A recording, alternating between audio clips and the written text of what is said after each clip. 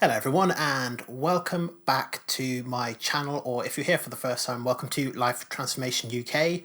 My name is Ben and on this channel I am dedicated to helping you achieve your freedom through confidence. Now, I've been making self-improvement videos for almost a year now, and I've been heavily involved in the self-improvement community, the self-improvement industry for about 7 years. 7 or 8 years was about the time that I started my own personal self-improvement journey, and along the way I've made a lot of important discoveries about myself and about the world and about the way that things work. But one of the most important discoveries that I found along my self-improvement journey was, in fact, just how toxic self-improvement can be. And that's what I want to talk about in this video: the dangers of self-improvement and how self-improvement can actually make you really, really unhappy. So if you're happy to stick with me for the next few minutes,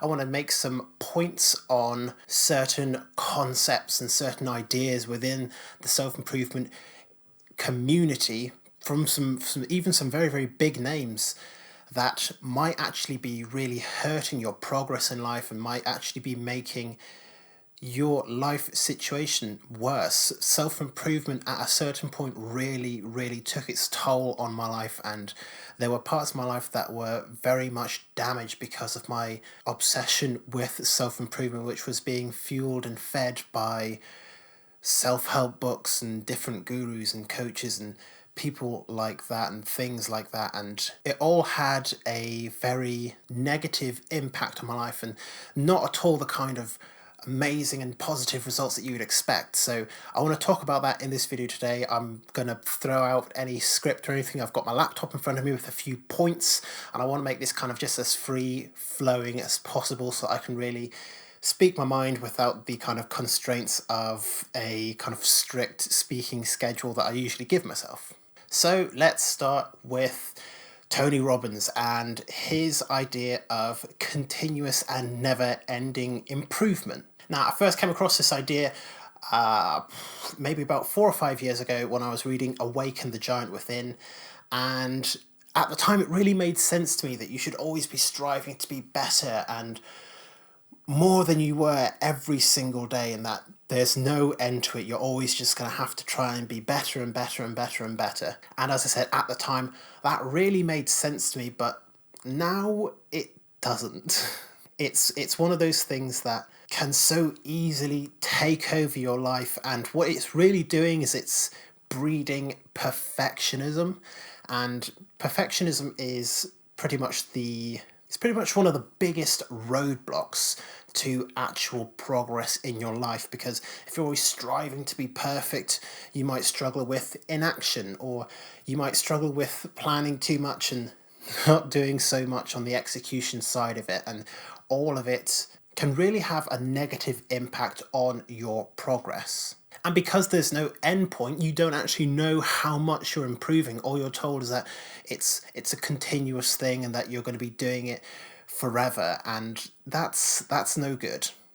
Can you imagine being told that you would just have to work in a particular job? Maybe you like the job, maybe you don't like the job, but you have to work in this particular job for the rest of your life. There's no end point, there's no retirement, there is no time when you stop and say, this is enough. I am enough as I am. That's what continuous and never-ending improvement will mean to a lot of people, because even though he might have the best of intentions, that concept is going to be pushing people towards just trying to be more and more and more perfect every single day. And over time, as I said, that can be a very toxic mentality to hold on to. Self-improvement is trying to make everyone kind of the best at something, and the way that I see it is that striving towards being the best is not necessarily the point that everyone should be aiming towards, because we don't have to be the best. We even have to be the best that we can be, because all of us have massive unlimited potential. And if you speak to these self-improvement gurus and people that are heavily into the self-improvement community, they'll kind of tell you it's almost your duty to go out there and become all that you can be and to reach and exceed your potential. And that's just not a feasible life plan for everyone, because not everyone wants to be the best. Even I know, because I know that other people have done it, I know that there are a lot of things that I could do with my life. There's a lot of things that I could be. And there's a lot of that stuff I'm just not even going to attempt to do, because it doesn't actually mean anything for me. It doesn't actually mean anything to be the best at everything, or the best that I can be at everything. It's not a matter of duty or a matter of fulfilling your potential. It's a matter of what you actually want out of life. And if you don't want to spend your life in continuous, never-ending improvement, then you don't have to. And you shouldn't be made to feel guilty, or you shouldn't feel any less of a person because you don't feel like constantly moving forward. If you want to just get to a point where you are good enough and leave it at that. And that's one of the places where the self-improvement community really falls off for me. And it's one of the reasons that I found myself pulling back over the last few years on getting so involved in it, and going to seminars and reading tons and tons of books and reading dozens of blog articles and watching self-help videos and things like that, because over time it kind of builds up and it can get, as I said already, very, very toxic. And at that point, it can lead you down into a dark place, as it did for me. Okay, so the next thing is that self-help really breeds narcissism in people. And this is one of the things that I have found so difficult in the last few years with the self-improvement industry, is just how much kind of embedded narcissism there is in the community. And you can see this a lot with kind of some of the motivational quotes that are put out there all the time. The one that sticks in my head is, it kind of goes something like, a lion does not care for the opinions of the sheep. Okay, so I'm just editing this part of the video now, and I've done a bit of research and found out that the quote is actually attributed to Tywin Lannister of Game of Thrones. So it's probably not the soundest advice to follow given what happened to him in the series, so make of that as you will. I don't know. The idea being that you shouldn't listen to what other people are saying to you. You should block out the haters, and at the end of the day, you're the lion, you're the king, and everyone else that isn't moving towards achieving their goals and becoming all the best they can be they're just sheep. They don't matter. Their opinions don't matter. Don't listen to your friends. Don't listen to your family, your parents. Don't listen to your priest. Don't listen to your rabbi. Don't listen to your imam. Don't listen to anyone. They're just sheep.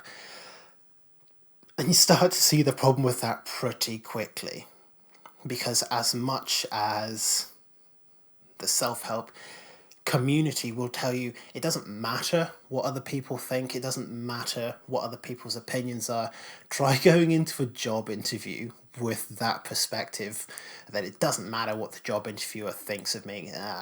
They're just, if they can't see how amazing I am, they're just sheep and they don't matter and their opinions are trash anyway. And you're going to find yourself kind of quickly out of that job interview. It will not go that well. This goes the same thing for friendships, relationships. If you are viewing yourself as kind of better than everyone else just because you're on this journey of self-improvement, you're kind of missing the point of self-improvement. It's not about being better than everyone else. It's about being a better version of you up to a certain point, a point where you can say, I am good enough. And that point can be at any time, and I'll come onto that in a little bit about the importance of self-acceptance in self-help and its notable absence a lot of the time.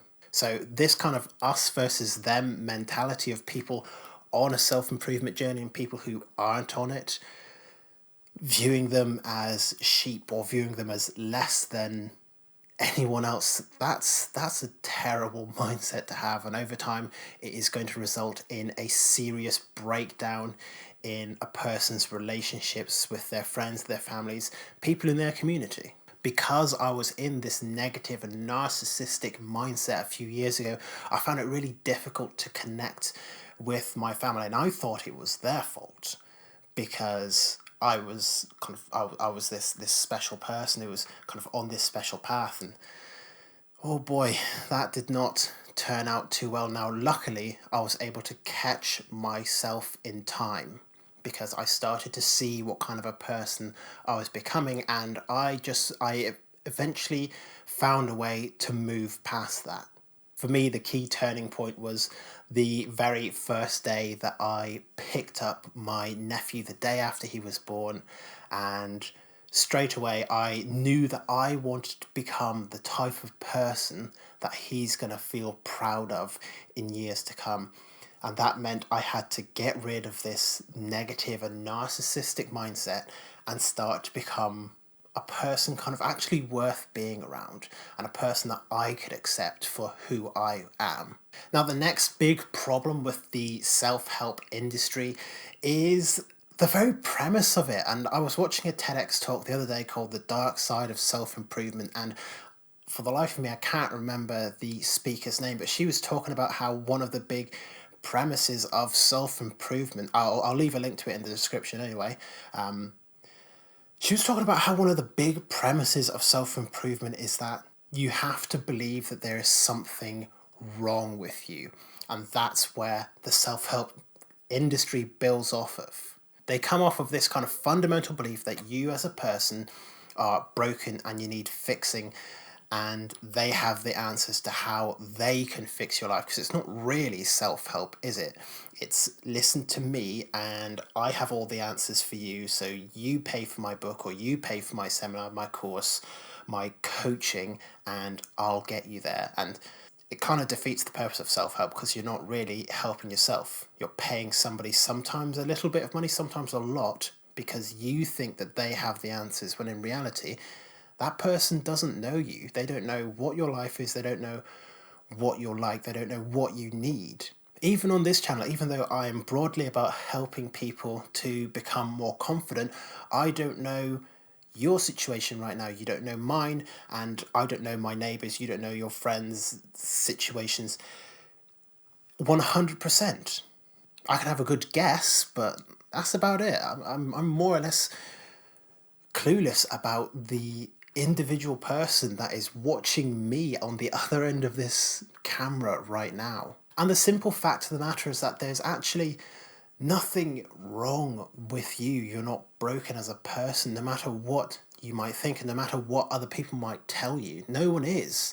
Everyone is imperfect, to be sure, but that kind of just makes all of us human, and that's all there is to it, really. We shouldn't strive to be perfect. We shouldn't strive to be this kind of paragon of self-improvement perfection. It's gonna absolutely drain you over time, having to focus on being 100% positive and happy and successful and all of that, when in reality it's good to just sometimes accept yourself as you are and move forward from there. Like, one of the other big problems that the self-improvement has with kind of the normal world, if you will, is take their the kind of the beef that they have with just regular 9 to 5 jobs. Go on to like one of those Instagram kind of entrepreneurs. Look at all the motivational quotes that they've got out there about how the 9 to 5 jobs are slavery, and that you need to find your freedom through the hustle and the grind and things like that. And it's just such a backwards way of thinking, because one job to one person is going to be something, and to someone else it's going to mean something else entirely. Personally, I don't like 9 to 5 jobs. I want to start my own business. But there are people, most of the friends that I have, they don't want to start their own business. They want a 9 to 5 job that they can go in, put in their hours, and go home at the end of the day. And that is absolutely okay, because people are allowed to be different. And the self-help community is it's getting so collective that everyone needs to be kind of doing the exact same thing. Everyone needs to be setting the same goals and working towards the same big things, and it's it doesn't take into account what you want anymore. It's all about this is what people do. These are the morning rituals of successful people, and you need to follow these, or these are what top CEOs or top athletes do, and you need to be moving in that direction. And it's just very toxic now, and it's really made me rethink my position within the self-improvement community. And I'm hoping that by watching this video, it might even make you rethink your position with it as well, whether you are for it or against it. I don't know, but I'm hoping it will be able to kind of help inform you a little bit.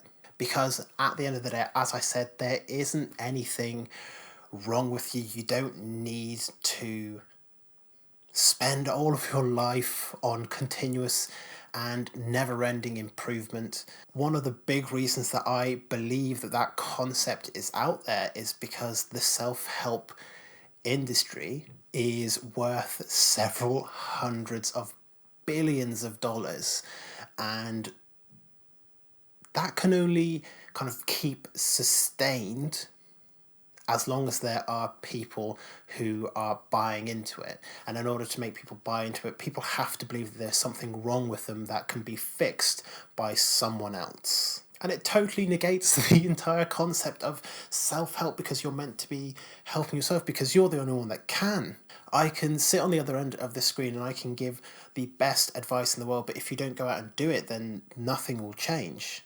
I know this because I spent years reading hundreds of self-help books, thousands of articles, watching hundreds, maybe even thousands of hours of YouTube videos on how to change my life in this way or that way, and didn't use most of the stuff. About 99% of the things that I read about or watched or went to seminars and learned about, don't use it. It's useless, because it wasn't for me. I had to figure out what works for me and go from there. And that should really be the essence of self-improvement. It should be, number one, figuring out what works for you and going for it. And number two, figuring out where the end point is for you. What is it that you actually want to achieve for you? But the key, before you can do any of that, you have to be able to understand that right now there is absolutely nothing wrong with you. Despite what all the books, all the articles, all the videos, all the coaches, all the gurus are saying, you are perfectly fine as you are.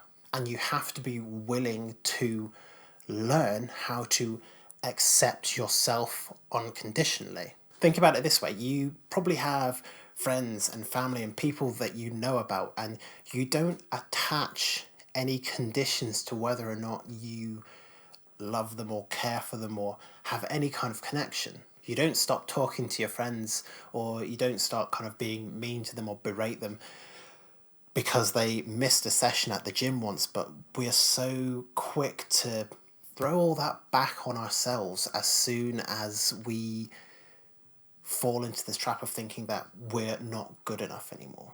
Learning how to accept myself unconditionally was the single most useful thing that I learned along my self-improvement journey, and it wasn't taught to me by any coach. I didn't get it out of any book. It didn't come from going on a meditation retreat or anything like that. It had to, and it could only come from me. I had to learn how to accept myself as I am right now. And I do accept myself right now for who I am. It doesn't mean that I don't have goals and things that I want to achieve, but I'm not going to tear myself apart inside. I'm not going to think that I'm broken or there's something wrong with me if I don't achieve those goals. Because we can't attach all of these conditions to our self-worth. We have to be willing to recognize that we are who we are.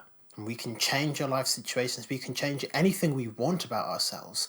But to do that from a place of belief that there's something wrong with you is only going to bring you more pain in life, and that's the opposite of what self-improvement is supposed to be about. So to answer the question of, can self-improvement make you miserable? Can it make you unhappy? Can it ruin your life? Is it sometimes really, really toxic? Absolutely.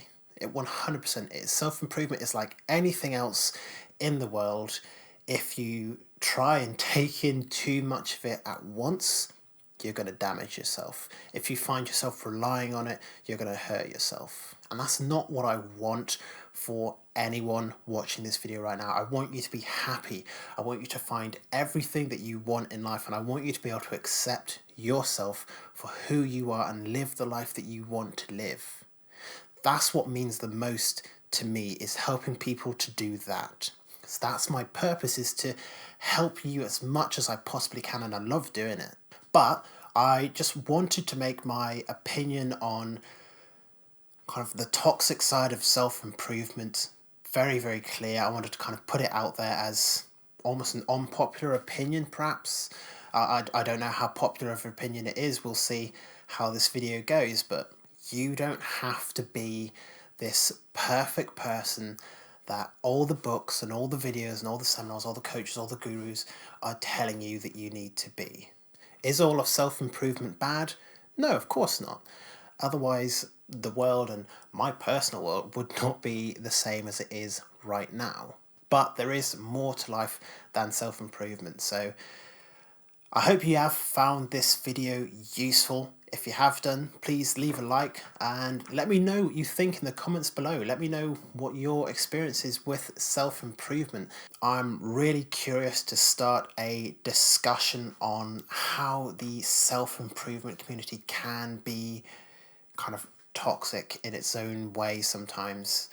So let me know in the comments what you think. If you're new to the channel, I am creating videos mainly on the subject of self-esteem and self-confidence. So I've got videos on self-esteem on a Monday, self-confidence on a Wednesday, and videos on more general self-improvement on a Friday. The good kind of self-improvement, not the toxic kind, of course. So if you want to be involved in that, make sure that you have subscribed to the channel with the notifications on, and I really look forward to hopefully seeing you in future videos very soon.